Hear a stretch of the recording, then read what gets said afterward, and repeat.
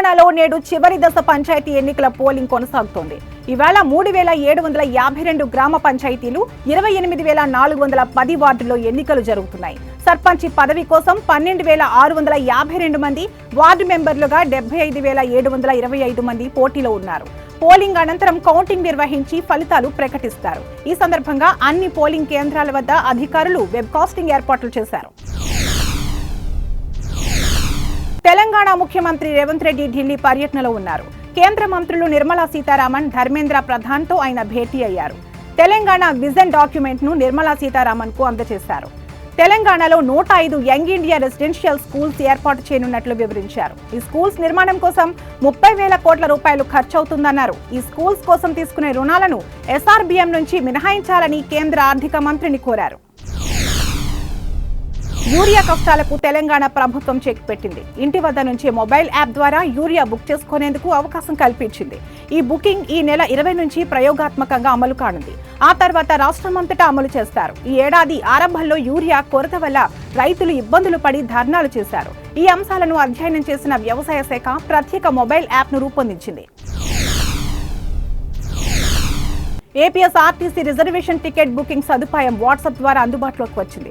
WhatsApp లో 9552300009 నెంబర్కు hi అని మెసేజ్ పంపిస్తే సేవలు అందుబాటులోకి వస్తాయి. దూర ప్రాంతాలకు వెళ్లే ప్రయాణికుల కోసం అడ్వాన్స్ రిజర్వేషన్ సౌకర్యం కూడా ఎప్పటి నుంచో అమల్లో ఉంది. తెలుగు, ఇంగ్లీష్ భాషలలో వాట్సాప్ ద్వారా ముందస్తు రిజర్వేషన్ టికెట్లను బుక్ చేసుకోవచ్చని అధికారులు ప్రకటించారు. తిరుమలలో భక్తుల రద్దీని దృష్టిలో ఉంచుకుని టీటీడీ పాలక మండలి కీలక నిర్ణయం తీసుకుంది. అలిపిరి సమీపంలో భారీ టౌన్షిప్ నిర్మాణానికి గ్రీన్ సిగ్నల్ ఇచ్చింది. ఇందులో ఏకంగా 20,000 మందికి పైగా భక్తులకు ఒకేసారి వసతి కల్పించేలా ఏర్పాట్లు ఉంటాయని ప్రకటించారు. చైర్మన్ బిఆర్ నాయుడు అధ్యక్షతన జరిగిన ధర్మకర్తల మండలి సమావేశంలో ఈ మేరకు తీర్మానాలు చేశారు.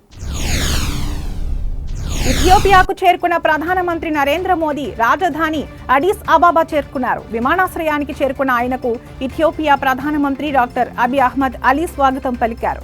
నోబెల్ శాంతి బహుమతి అందుకున్న అబీ అహ్మద్ అలీ ఈ సందర్భంగా మోడీని కౌగిలించుకుని తన ఆత్మీయత చాటుకున్నారు. ప్రధాని మొదటిసారి ఇథియోపియాలో పర్యటిస్తున్నారు. ఆ తర్వాత ప్రధానమంత్రి నరేంద్ర మోడీ ఇథియోపియాలో స్థిరపడ్డ భారతీయులను కలిసి వారి యోగక్షేమాలు తెలుసుకున్నారు.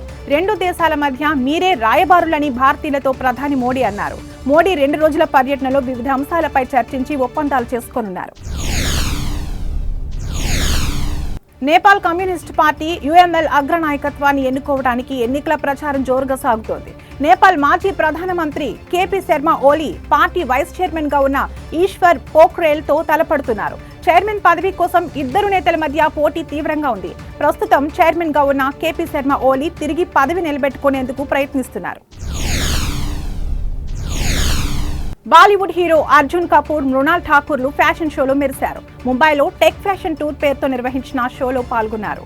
మృణాల్ ఠాకూర్ ర్యాంప్ పై హొయలులెక్కించింది. సీజన్ 3 టెక్ ఫ్యాషన్ టూర్ కార్యక్రమంలో బాలీవుడ్ దిగ్గజాలు పాల్గొన్నారు.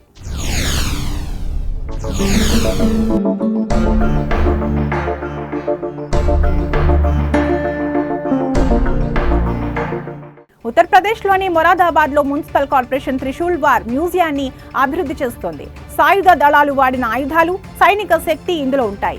ఆటోమేషన్ నమూనాలు, నిజమైన ఆయుధాలు, సైనిక శక్తి ప్రదర్శన ద్వారా భావితరాలకు బలగాల పనితీరు వివరించవచ్చని నిర్వాహకులు అంటున్నారు.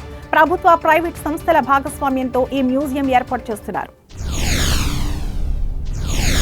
తూ మేరీ మైతేరా, మైతేరా తూ మేరీ ఆల్బమ్ లాంచింగ్ ప్రోగ్రాం ముంబైలో అట్టహాసంగా జరిగింది. ఈ కార్యక్రమంలో అనన్య పాండే, కార్తిక్ ఆర్యన్ తదితరులు పాల్గొన్నారు. విశాల్ శేఖర్ స్వరపరిచిన ఈ ఆల్బంలో శేఖర్, విశాల్ దద్లాని, లక్కీ అలీ పాడిన పాటలు ఉన్నాయి. ఈ పాటలు ఆన్లైన్ స్ట్రీమింగ్ కోసం సంగీత అభిమానులకు అందుబాటులో ఉన్నాయి.